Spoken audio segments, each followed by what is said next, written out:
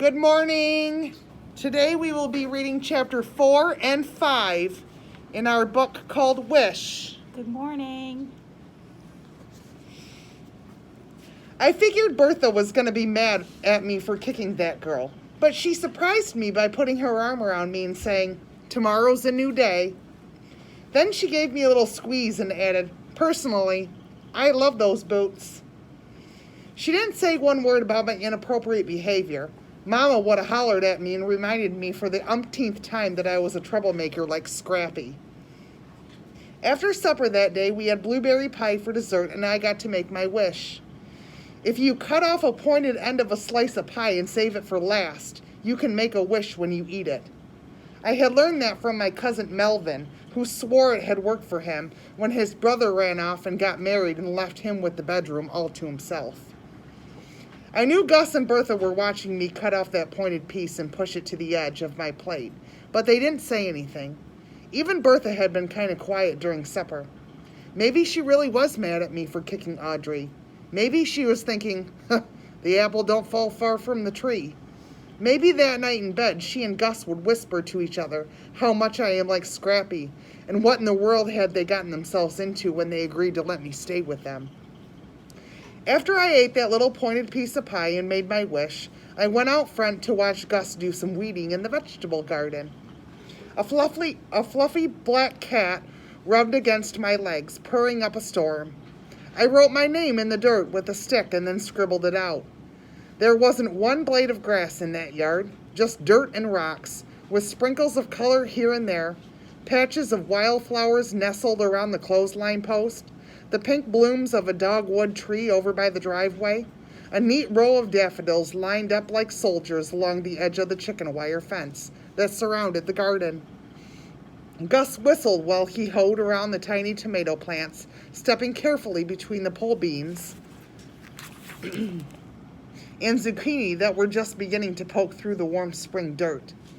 On my very first day in Colby, Bertha had said to Gus, "Let's take Charlie on a tour of the garden."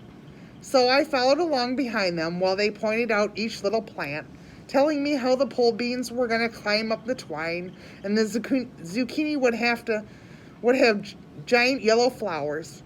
I had nodded and said, "Oh, 'cause what else can you say about vegetables in a garden?" But Gus, you would have thought that was the Garden of Eden out there, the way he took care of it. Amazingly, each new leaf on the okra plants or mowing a squash vine off the walking path. So while I scribbled in the red dirt, Gus whistled and hoed. Every now and then he tugged on the bill of his cap and swatted at mosquitoes. I could hear Bertha in the kitchen talking to some of the cats while she fed them, scolding one of them for killing a bird, telling another that he was getting too fat. I was about to go back inside when something caught my eye. There was movement behind a tangle of shrubs that separated the yard from the woods. The black cat darted off, disappearing behind the shed over by the garden. I stood real still and squinted in the darkness of the woods. All of a sudden, a dog poked its head out from behind the bushes. A skinny brown and black dog with long floppy ears. The same dog that I saw fighting this afternoon. He looked at me and cocked his head. I took one slow tiptoeing step towards him. He ducked his head back a little, watching me. I took another step, and quick as lightning, he ran off into the woods. "Dang it," I said. "You say something?" Gus called from the garden. "There was a dog over there," I pointed to the bushes. "Brown and black, floppy ears?" "Yeah," I said. "Did you see him?" "No, but I've seen him plenty of times before." "Who does he belong to?" Gus propped the hoe against the fence and sat in a lawn chair in the yard.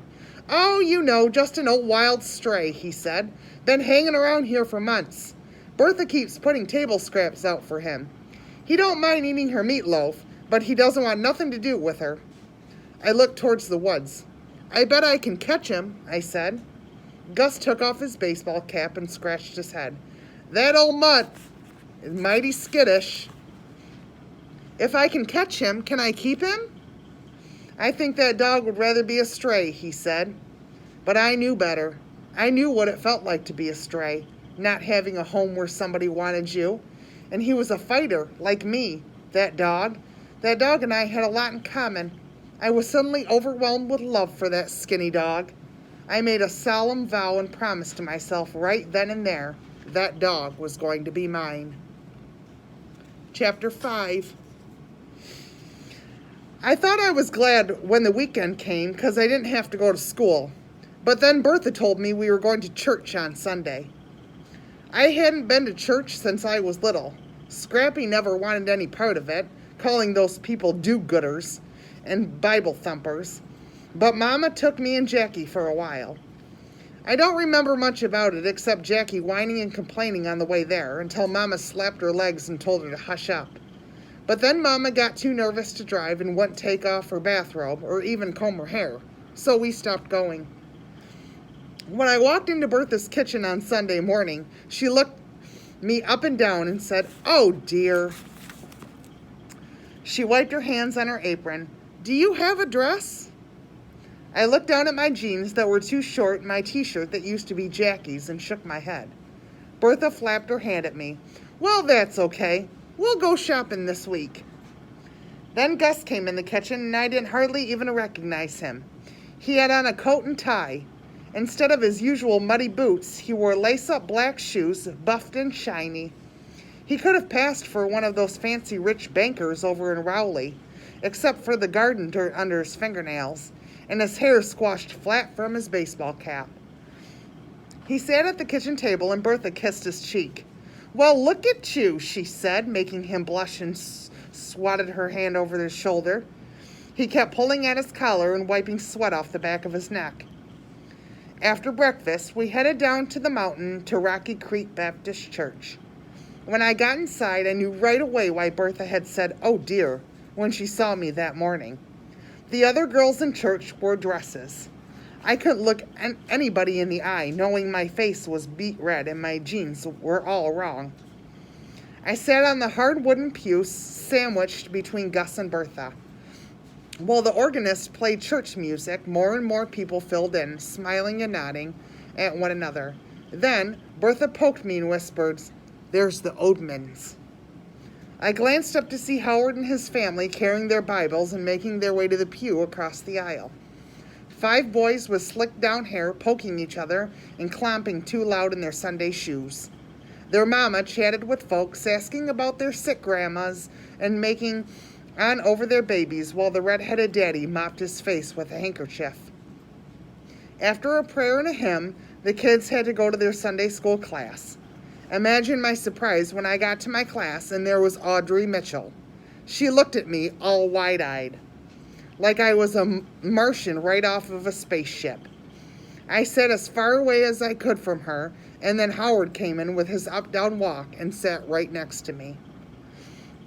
Our Sunday school teacher was a gray-haired, wrinkly-faced woman named Mrs. Mackley. She didn't waste 1 minute telling everybody that my name was Charlie Reese, and please welcome me to the church family.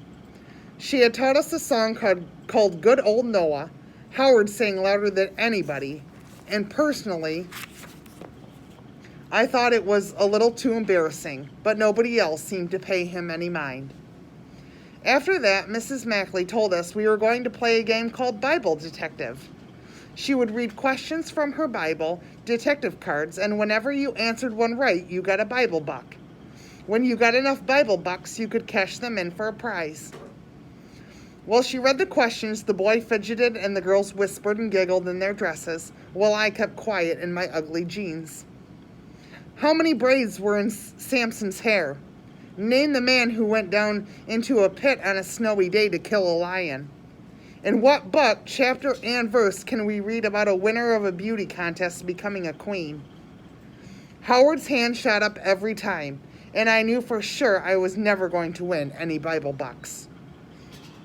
After Sunday school, all the grown-ups and kids gathered in the fellowship hall. Bertha parted me around like I was a beauty queen, introducing me to everybody and making on over me and saying how lucky she and Gus were to have me staying with them. People nodded and said, "Ain't that nice?" and stuff like that.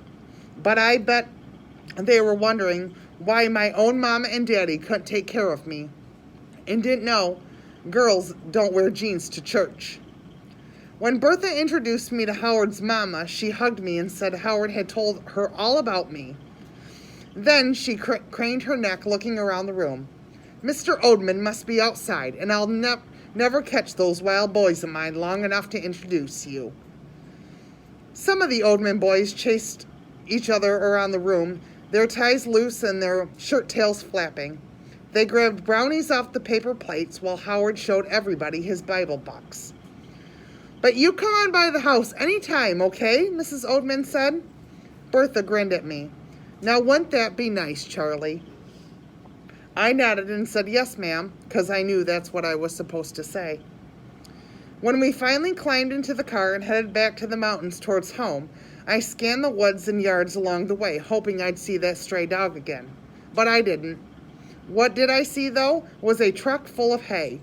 Jackie's friend Casey told me if you count to 13 when you see a truck full of hay, you can make a wish. So, of course, that's exactly what I did. Things at school seemed to get worse every day. My homework papers came back all marked up by Mrs. Willoughby in red pencil with notes like, see me, and try again. Sometimes I didn't even do my homework. It seemed like a waste of time since I wasn't going to be there much longer.